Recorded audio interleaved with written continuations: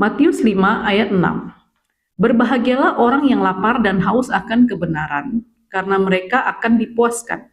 Lapar dan haus ini adalah suatu kondisi di mana kita butuh makanan dan minuman.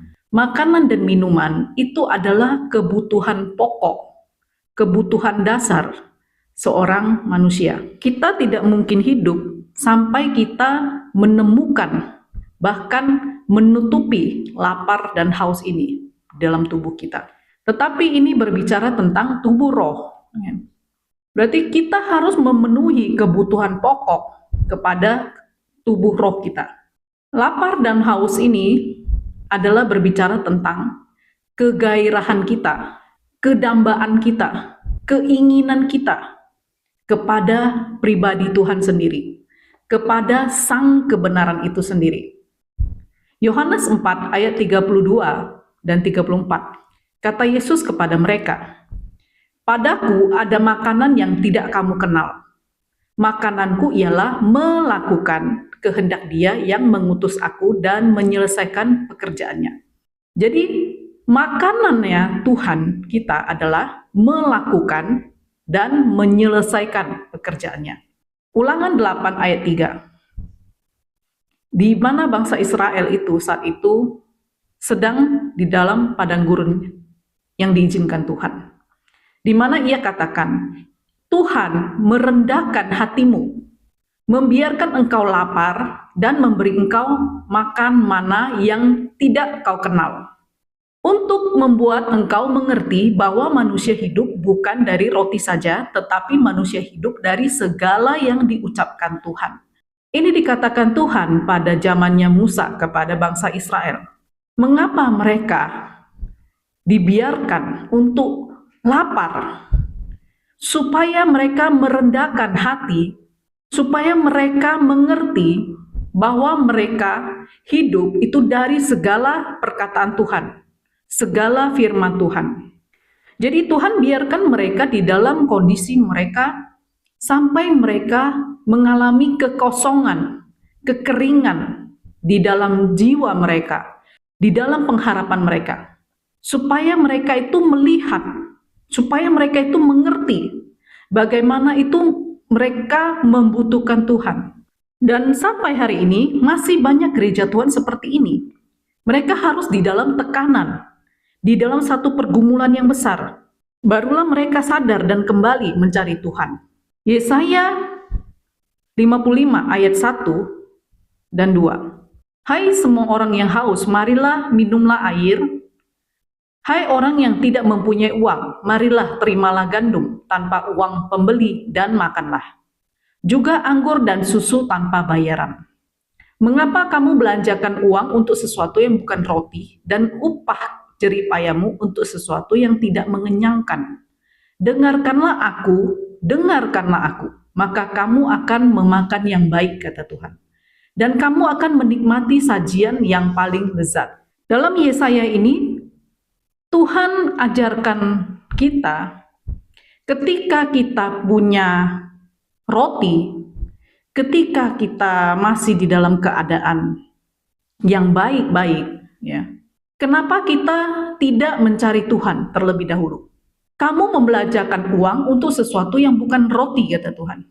Dan jeripayamu untuk sesuatu yang tidak mengenyangkan, tidak memuaskan jiwamu. Sedangkan ketika engkau mencari Tuhan, engkau akan memakan yang lebih baik. Kamu akan menikmati yang paling lezat, kata Tuhan. Nah, inilah perumpamaan ketika kita, tubuh kita, roh kita, mengerti bahwasannya kita memerlukan Tuhan lebih daripada kebutuhan jasmani kita. Lapar dan haus berbicara tentang kebutuhan makanan dan minuman. Di sini juga berkaitan dengan undangan daripada Tuhan untuk kita punya relationship dengan Dia, punya persekutuan dengan Dia, punya hubungan dan keintiman bersama Dia. Dan ini contoh hubungan yang baik kita bersama Tuhan. Apa yang dikatakan Daud di dalam Mazmur 23 ayat 2 dan 5. Ia membaringkan aku di padang berumput hijau. Ia membimbing aku ke air yang tenang.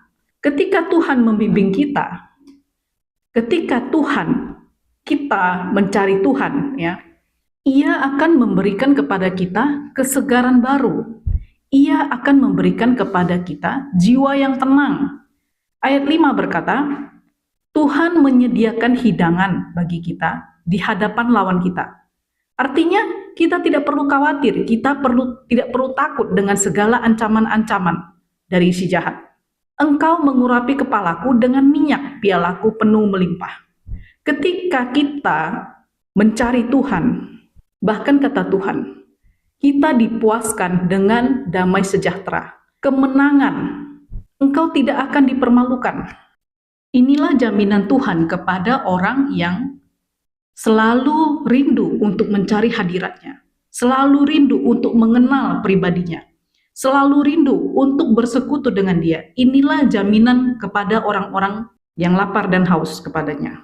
Lapar haus kepada kebenaran ini juga berbicara kepada orang yang melakukan firman Tuhan, walaupun harus berkorban, walaupun ada konsekuensinya, dia tetap melakukan kebenaran. Dalam 1 Korintus 9 ayat 16, kata Rasul Paulus, jika aku memberitakan Injil, aku tidak mempunyai alasan untuk memegahkan diri, sebab itu adalah keharusan bagiku. Celakalah aku jika aku tidak memberitakan Injil. Jadi bagi orang yang lapar dan haus, punya hasrat gairah kepada kebenaran, kepada firman, itu bukanlah orang yang melakukan dengan setengah-setengah. Di dalam keadaan apapun, suka dan duka, bahkan ketika dia melihat pelayanannya tidak membuahkan hasil, pelayanannya kok semakin mundur, pelayanannya kok semakin terpencil, pelayanannya kok semakin tidak dipandang orang, dia tidak akan merasa kecewa. Karena dia tahu apa yang Tuhan mau. Karena dia tahu panggilannya itu apa untuk melakukan kehendaknya. Tuhan melakukan kehendak Bapa itu tidak sampai dilihat manusia itu wah sekali, tidak. Bahkan dia mati di atas kayu salib. Bagi manusia itu satu kehinaan. Tetapi bagi Allah itu satu sukacita, itu satu kemenangan yang besar. Nah, manusia yang melakukan kebenaran, ya, bukan untuk dilihat manusia, tetapi untuk menyenangkan Tuhan, itu adalah kepuasan bagi Bapa. Dan kepuasan bagi Bapa adalah kepuasan bagi dirinya. Seperti apa yang dilakukan oleh Rasul Paulus ini. Jadi kita melakukan apa yang kita mau di dalam kehidupan kita, pelayanan kita. Itu adalah untuk menyenangkan Tuhan, bukan untuk menyenangkan diri kita. Bukan untuk jabatan-jabatan kita, supaya kita naik semakin baik, semakin dilihat orang, semakin tinggi. Bukan. Bukan seperti itu. Ketika kita mencari pribadi Tuhan, kita itu sedang mencari pribadi yang murni. Kita itu sedang dimurnikan. Kita itu sedang disempurnakan. Orang yang mencari kebenaran itu pasti akan semakin dimurnikan. Wahyu 2 ayat 3 sampai 5. Dan engkau tetap sabar, menderita oleh karena namaku. Nah, ada ujian demi ujian. Dan engkau tidak mengenal lelah. Ayat 4, namun aku mencela engkau, kata Tuhan, karena engkau telah meninggalkan kasih-Mu yang semula. Sebab itu ingatlah betapa dalamnya engkau telah jatuh. Di dalam pelayanan kita, apakah kita masih memiliki kasih mula-mula itu kepada Tuhan? Atau kita hanya menjalankan rutinitas? Kata Tuhan, engkau telah jatuh, bertobatlah, kata Tuhan. Jadi orang yang lapar dan haus akan kebenaran juga adalah orang yang tetap menjaga api cinta mula-mulanya, hasrat, gairahnya kepada Tuhan. Juga dia tidak memberikan kesempatan untuk manusia dagingnya semakin tebal, semakin kuat di dalam dia. Tetapi dia menghidupkan manusia rohnya. Mau disucikan, dimurnikan. Lalu ia juga melakukan kehendak Tuhan. Walaupun dia banyak penawaran-penawaran yang lebih baik. Tetapi dia tahu apa yang menjadi maksud Tuhan, kehendak Tuhan, kebenaran yang harus dia lakukan di dalam kehidupannya. Itulah orang yang lapar dan haus akan kebenaran.